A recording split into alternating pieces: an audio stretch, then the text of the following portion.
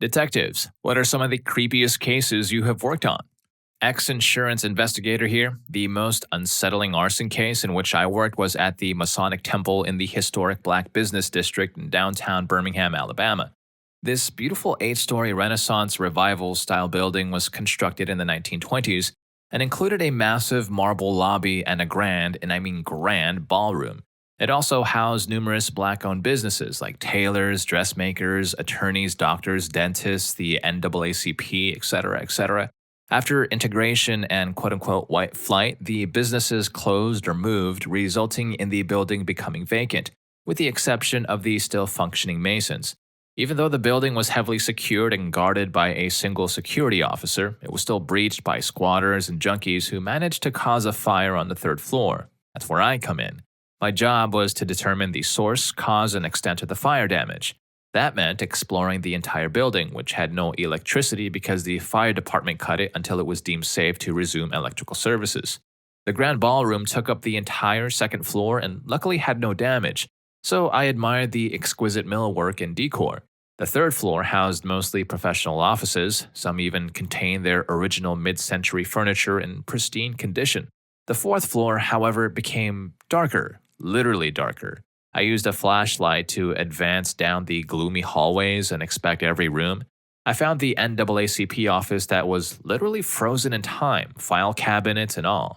As I was moving down the second hallway, my eyes fixated on a large looming structure in the far corner. I slowly made my way closer, nervous about what I would find.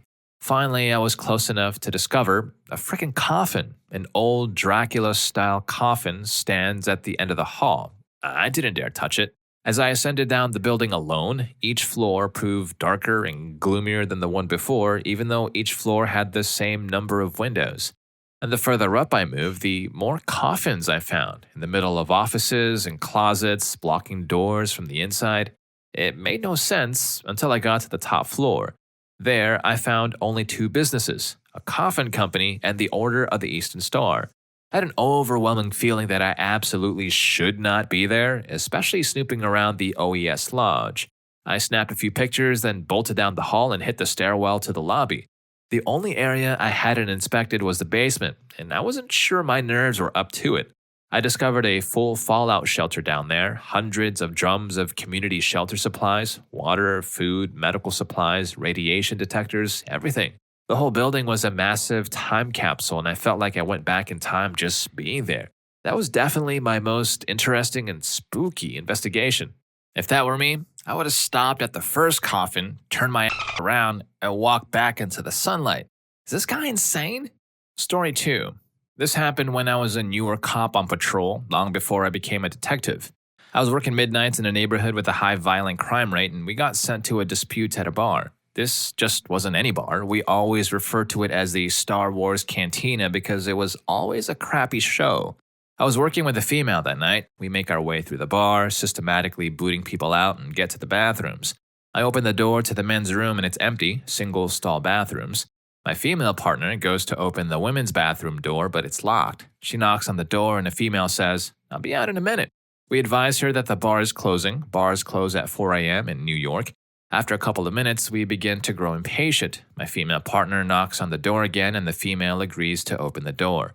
When she comes out, we ask her what took so long. She's not providing any substance in her answers. She's wearing tight yoga pants and we notice that she has a large bulge in the back of her pants. We believe she was either doing substances in the bathroom and shoved the rest in her pants or that it was a weapon. When we asked her about it, she's very evasive in one answer. My partner begins to search her. As she shines her flashlight down to look, my partner says, "Christ!" She sees a baby arm sticking out. This chick had been drinking and smoking all day. When the ambulance arrived, they went back into the bathroom with the female. I've seen some crazy stuff in my career, but that one always stands out the most. Story 3. I have a couple that I am tangentially involved with. The first one that comes to mind was this smart Chinese student coming to America for school on an engineering scholarship, I believe. He was dating a girl during undergrad, but they broke up so he could go to grad school at an Ivy League. She started talking to someone else a while after they broke up, and he caught wind of it. He bought an airsoft gun online the next day, airshipped them to his apartment, drove back to where his ex lived, and staked out her house, taking meticulous notes about the comings and goings when his ex was home and when her roommate was home. He went and knocked on the door when just the roommate was home, brandished the airsoft gun like it was a BB gun, and negotiated his way in. He immobilized his roommate and waited for his ex to get back. When she finally got back, he forced her to sit in a chair and then just stared at her, expecting that to end her instantly, like a movie or video game. When it didn't, he did it himself. To me, the creepy part is the level of planning that he did. I can understand a crime of passion, but this was so dispassionate. To have enough time to order your equipment online, have them delivered, then drive hours to the destination and plan it out, and at no point get the feeling that you shouldn't follow through with this act. To me, that's the sign of a true sociopath. How does an Ivy League student make such stupid decisions? This has got to be an example of a book smart guy, just not a very street smart dude. Story 4. Insurance adjuster here. I'm not a detective, but I do lots of fraud investigations. The ones that aren't fraudulent sometimes just turn out to be really weird. The winner, hands down, is a man who claimed he was tormented by mole people. I know, mole people sounds like something I would make up for fake internet points. We had a laugh about the adjuster potentially trying to pad their claims count because this man filed 60 claims in about 7 months. For context, the average is like 1 a year for most policies. After talking with this gentleman, I no longer had doubts.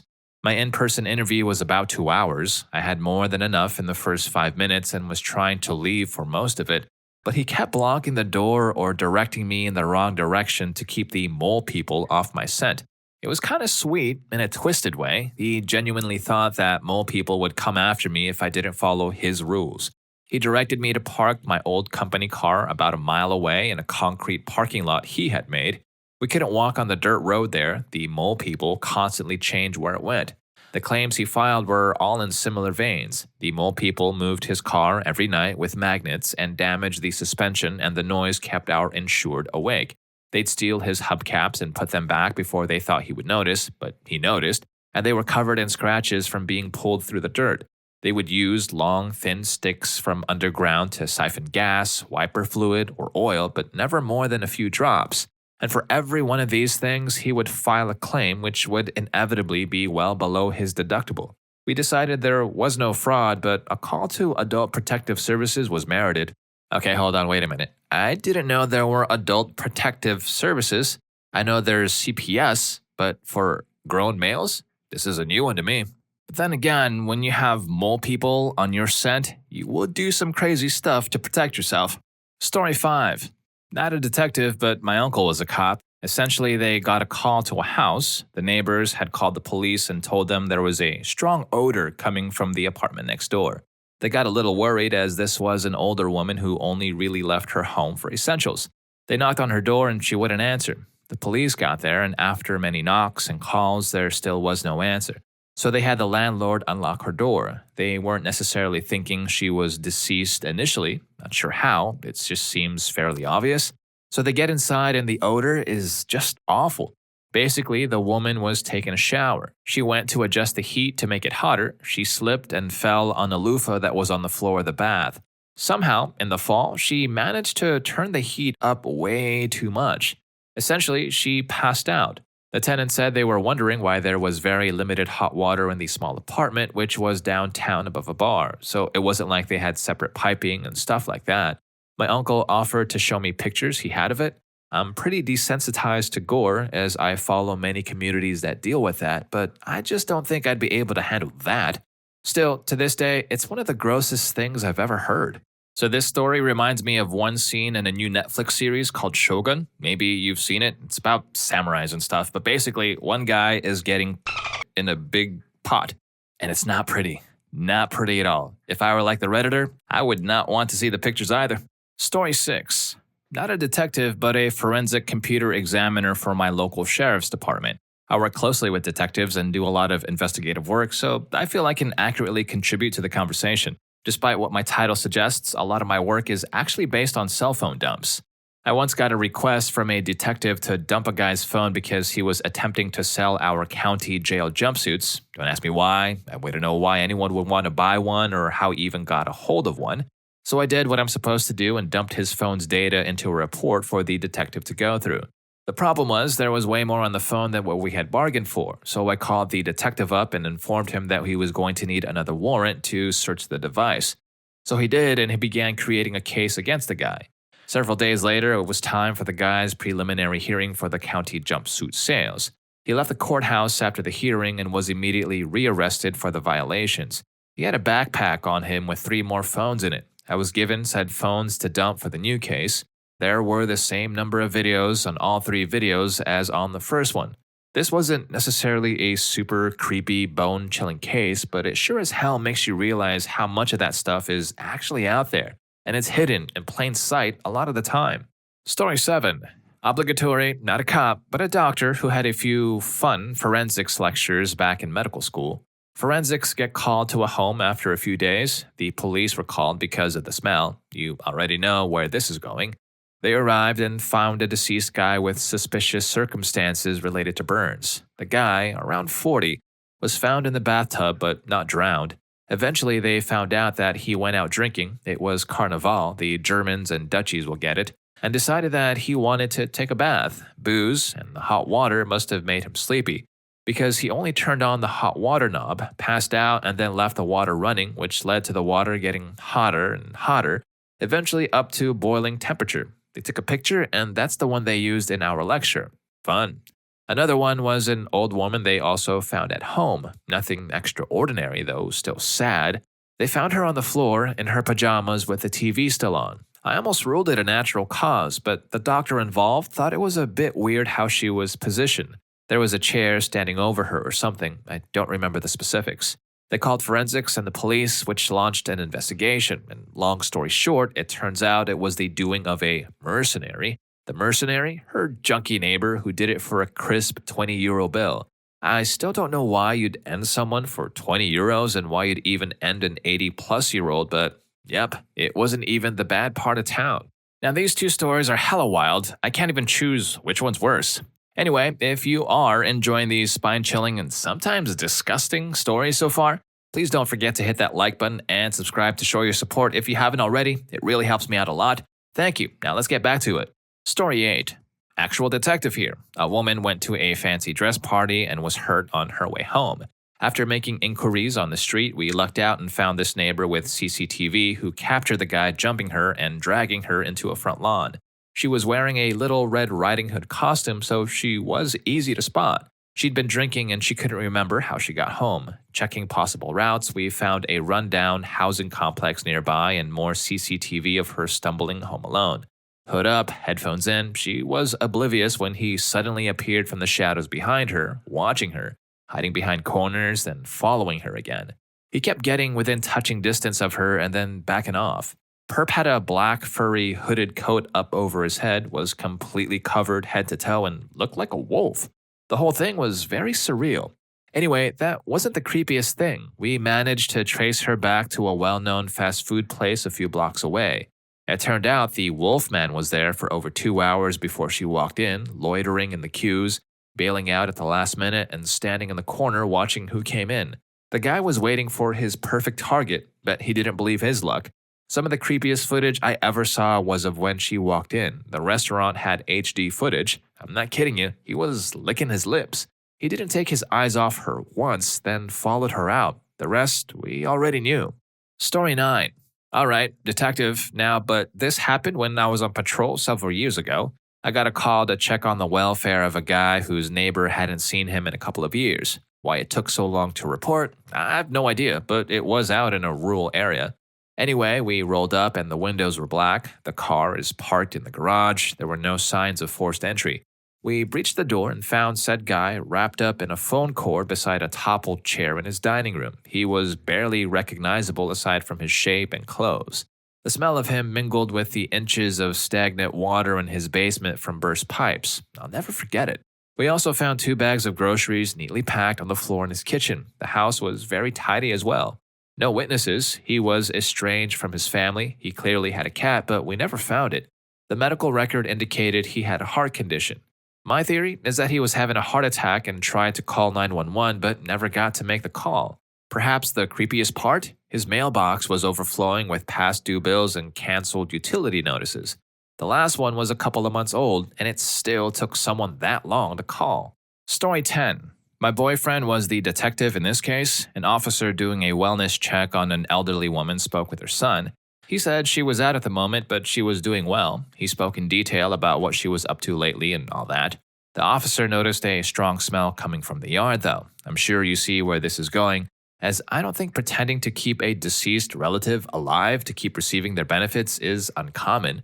The officer turned the case over to a detective, my boyfriend, who returned with a warrant. There were 2 houses, a main house and a small apartment-style house in the backyard where the mother once lived. When they entered, the son seemed calm. He showed them right to the mother. He continued to speak as if she were still alive and well. In the bed, they found her, who had clearly been there for a long time. The stench was unbearable. The son adamantly refused to believe that she was gone. He insisted she had just been up and around the main house yesterday. I learned this story from my boyfriend as an explanation as to why he always uses so much cologne, air fresheners, scented fabric softeners, etc. The smell is apparently something you never forget. Story 11. I used to work with a retired LAPD beat cop of 30 years in his retirement fund money gig working on an ambulance. He told me this story that sent chills down my spine.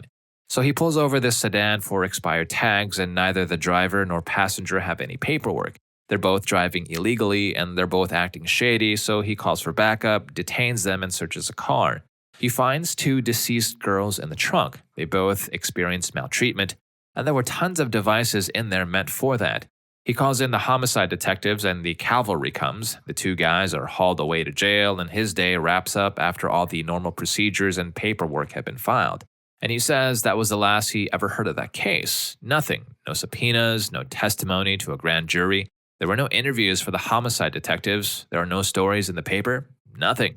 He said it wasn't his normal area and didn't know the other cops and detectives that showed up, so it's possible it just got lost in the enormity of the LA justice system, but he always wondered if there wasn't some shady stuff going on.